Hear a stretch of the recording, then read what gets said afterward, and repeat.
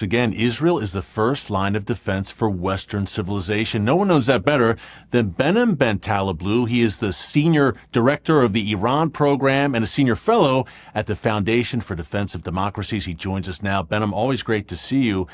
Are we at a moment, we've been talking about this a bunch over the past few days, are we at a moment where we really could see what many have been praying for decades, the collapse of the Iranian regime? Could it happen?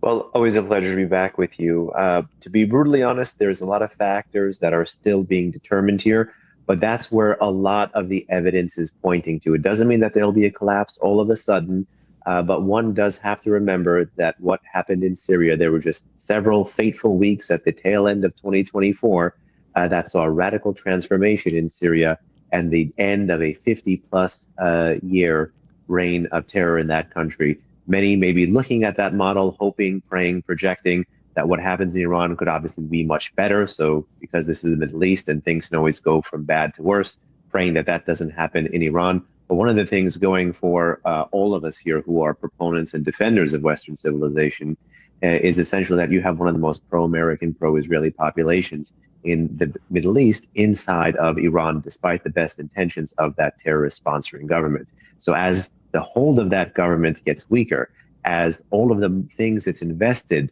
national resources into go up in smoke, as the Israelis are showing, the chances of what you said, sir, increase. But I want to stress that it's the chances because this regime is wounded, but it is still lethal. Yeah, key point. And Behnam, you mentioned Syria. It seemed to me that when Bashar al-Assad called it quits and fled Syria, then it was game over.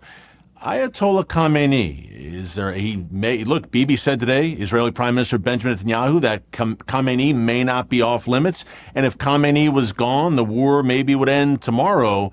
Is there a chance that Khamenei could be in Israel's targets? I know reportedly President Trump has said he didn't want to see that, but it seems, again, if the head of the snake, Khamenei, was gone, it really could be a new day. There's certainly that chance. One wonders what would happen to the rest of the military command and control in such a place. But nonetheless, I think when any Israeli official, particularly in the post-October 7 Middle East, is saying that all options are on the table, it would behoove us as kind of foreign observers to understand that indeed all options are on the table. There's an X factor here as it relates to the public commentary about the Israelis going after the supreme leader or allegedly considering going after the supreme leader of Iran. And that is the negotiating power that gives our deal maker in chief and commander in chief, Donald Trump, who can literally now tell the Ayatollahs, the only thing that is standing between you and certain death is me. And potentially this might be something the president may try to weaponize in his commentary of, dismantle your program or die, or dismantle or watch the Israelis dismantle it and potentially your regime for you. But all of this is very, very fluid under stress. Yeah, it seems that no matter what, when the dust settles, Behnam, that Iran's going to be severely weakened. What does this do? Look, they were feeling great about themselves on October 7th, 2023. They and their proxies, it was kind of the zenith of their ring of fire and their moves against Israel. Now it's literally all collapsed in the span of a year and a half.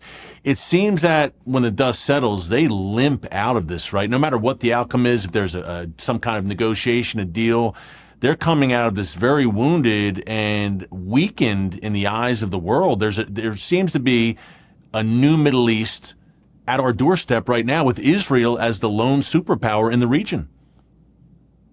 But that certainly does raise the question for us as Americans, what should be the role of America in either shaping, conditioning, or helping to benefit from what could potentially be a new Middle East. But let's not have a new Middle East be a wasteland of failed states that, again, the regime and its kind of poisonous ideology can bring onto people far away from its territory.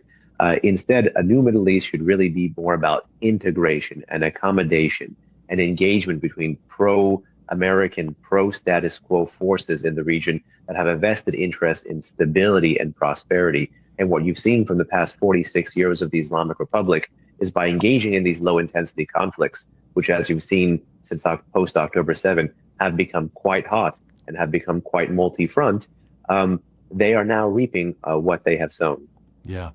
I think in one sense, the world perhaps, and including Iran's partners, North Korea, China, Iran, may see Iran as weakened and kind of a paper tiger now, but you have to think that the world is now looking at Israel, although they won't say it publicly, with awe.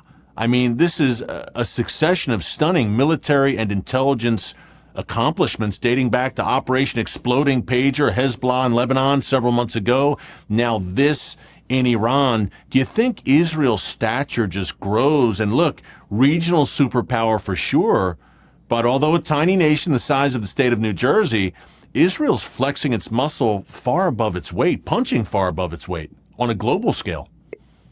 Indeed, and there are global ramifications and implications of that, which is why it actually behooves America to make sure that there is no daylight between it and the most important status quo defender of Western civilization in the Middle East. And that, as you mentioned, is Israel.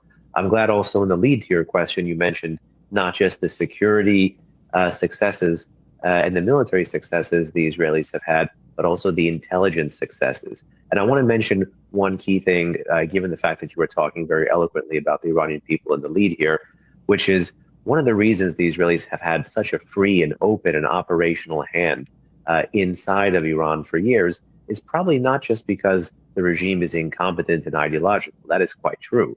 But also because even though Iranian people are among the most nationalistic in not just in the region, but in the world, what the regime has lost by really spurning the views, values, and interests and making life a living hell for the average Iranian is that, Mossad today essentially had set up a drone base against the Iranian government on Iranian territory, and no average Iranian batted an eye.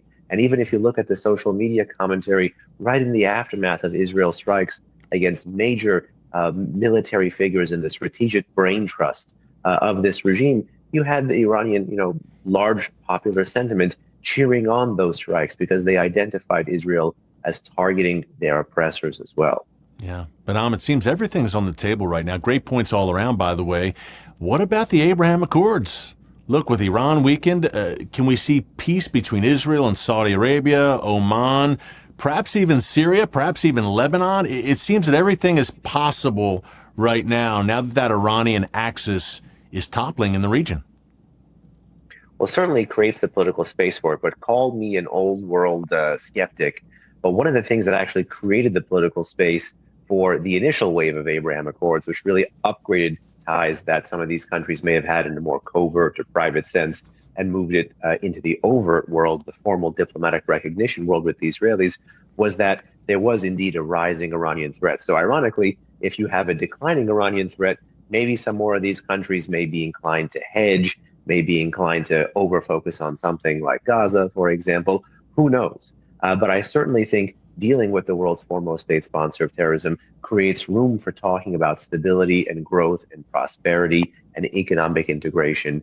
But you can't have that while you have this regime literally trying to build a nuclear weapon almost, dare I say, almost in plain sight, while lobbing ballistic missiles openly at the only Jewish and democratic country in the Middle East. Yeah, about 40 seconds left. Tough to say, obviously, but does this war stretch on days, weeks? What do you think we're looking at? Tough to say again. Best estimate, is Israel getting close to accomplishing its goals? Tough to say, but I think the Israelis are showing no signs of stopping anytime soon. And if you had to put a label on what they're doing, it's much more than just counter-proliferation. It's something between defanging the regime and perhaps even counter-regime operations. And for that, I think they will need time. And on that, the X factor is how much time will the U.S. give? Will the U.S. intervene? And will the Iranians try to do what they always do, which is to enter with a weak hand and leave with a strong hand? That's the real fear here. If the Iranians try to buy time and say, okay, maybe we will negotiate.